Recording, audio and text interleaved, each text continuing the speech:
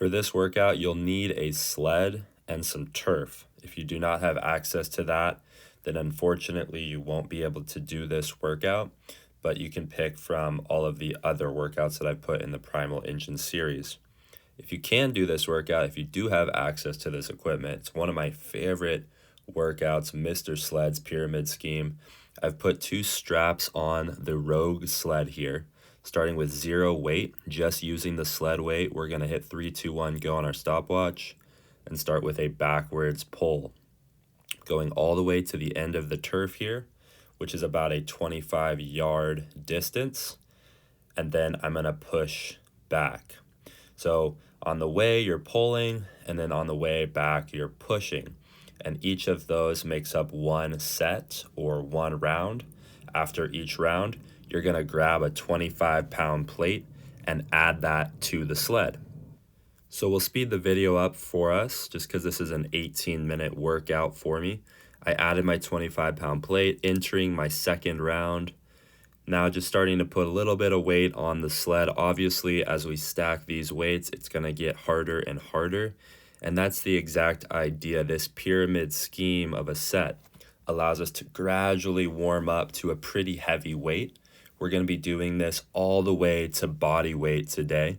So I weigh 175 pounds, which means I have enough plates to get me to 175 pounds. So at 25 pounds apiece, I have 7 plates that I'll be putting on the sled. That'll mean that I have 8 rounds to get all the way up to that working weight, finishing the last round at 175.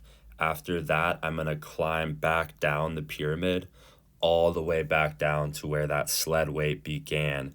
So essentially this workout will peak us. It'll be one of the hardest pushes when you're getting to body weight. But after that, you're still going to have your heart rate really high, and now you're trying to finish fast by decreasing the weight each time. And you guys will see that happen in this video, so keep watching to just see how essentially you want to go about this and what other strategies I'm going to talk about as the work adds up. So we're going into a 4-plate set. That means I've already have 100 pounds on top of the sled. So this is your body weight on top of the sled. Now there's obviously going to be some major differences in our sleds. Please message me if you have any questions on an appropriate weight for you or how to go about any substitutions with equipment that you may find. Adding my 5th plate here. This is where it starts getting pretty tough. You know, this is some serious weight coming onto the sled. Now it's going to really start adding up. Just took a quick sip of water. And now I'm getting into my 6th round on the sled. There's 5 plates. Obviously, that first round counts when you start with the sled. So as I was just mentioning earlier, our sleds may have different weights to them, and that's obviously going to change the workout a lot. Also, we all weigh different. So if someone starts who weighs 200 pounds, they're going to have to do an entire round more than what I'm doing here today because they're going to be getting up to 200 pounds. So your weight is the really relative factor that we're using on this.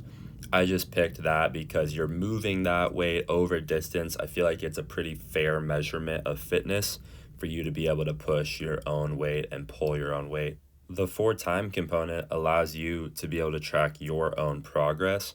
This workout won't be the same for all of us. If we have different weights, it's going to be a much different experience.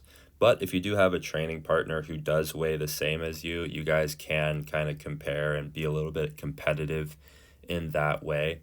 But when you do this multiple times, you basically just want to try to beat your last score. So like today, I did this in about 18 minutes. Next time I do this workout, I'm going to try to best that time so that I'm accomplishing the same amount of work just in less time. So I'm trying to just increase my own fitness on this move. So here we go. This is the last pull until I start climbing back down. That's 175 pounds on top of the sled weight. This will be the heaviest push-pull section of the workout. And just trying to get up to the top of the pyramid. You can see I'm walking away there just because I need that extra rest. Because at this point in the workout, the sled weight's getting substantially heavy and your heart rate is way up. I'm grabbing that quick sip of water, trying to psych myself up. The push on the way back is quite a bit tougher than the pull. This may be a little bit different depending on the turf and your sled setup, but typically a push is a little bit more exerting than a pull just because of the way physics work. When you're pulling it, you're allowed to kind of lean back on the weight, and that can assist the movement and the momentum. So now the weight's still pretty heavy here, and you just finished like a max effort push pull series. And so we're going to start to decrease the weight. I'm going into my 6-plate round. This one's still going to burn, so I'm trying to keep myself psyched up for it. And going back into the pull. So the backwards pull is really good for that knees over toes principle that Ben Patrick has been bringing to everyone's attention in the industry. And I was not doing pulling sled workouts until he was bringing the importance up about backward walking, which you guys have kind of seen that in the backward walking video. So this is like walking backwards, but it's kind of a progressed variation when you start doing it at this heavy of weight.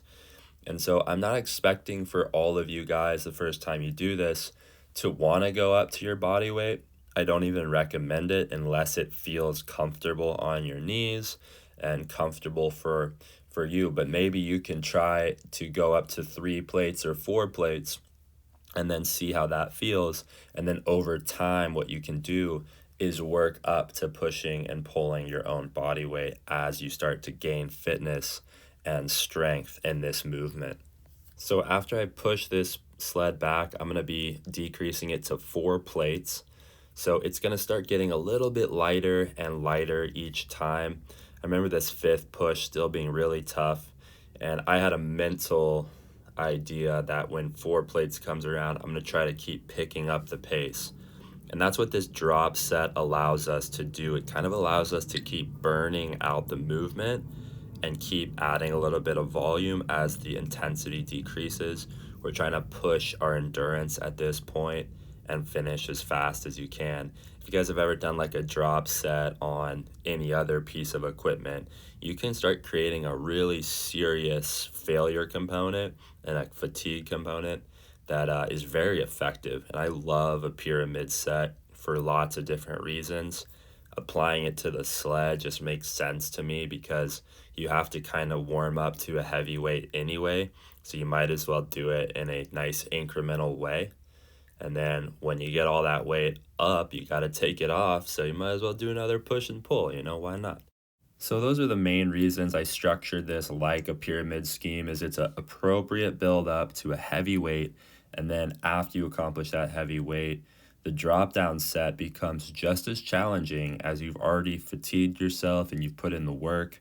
You are still working towards finishing strong, and this drop set kind of allows you to keep working as the fatigue builds.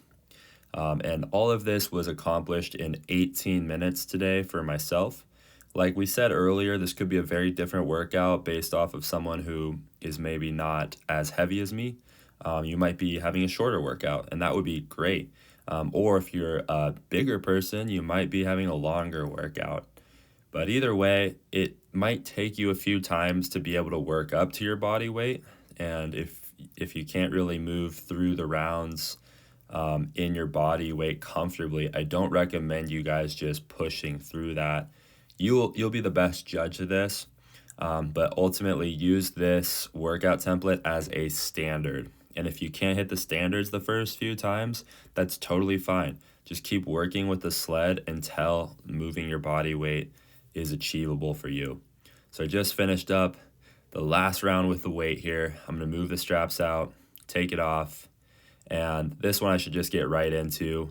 The sled weight is really easy here. Just burning it out. This is kind of a victory lap. Setting them down.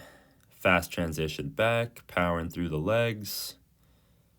And finishing as strong as I can. So there was my time there. I'm going to try to beat that in the future. And going to enjoy the Mr. Sled's pyramid scheme for a while to come. If you guys have any questions on this workout or other workout ideas that you can do with a sled, because there's a lot of concepts to do here, just message me and we can talk about other workouts to do with a sled or modifications that you may need for the sled that you have.